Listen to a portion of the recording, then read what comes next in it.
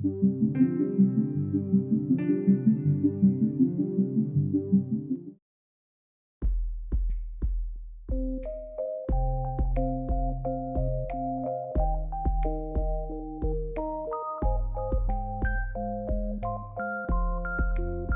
is a form of electromagnetic radiation.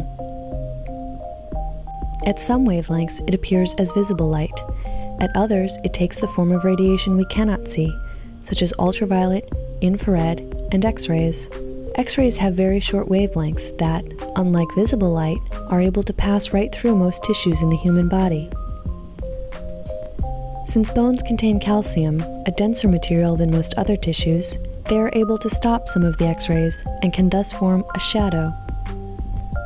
If you place your hand in front of a flashlight, it will cast a shadow on the wall behind it.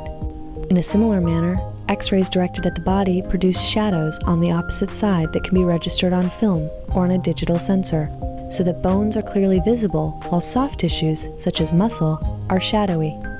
As a result, the two-dimensional images formed by the X-rays are quite useful in revealing structures within the body and can easily display fractures in bones.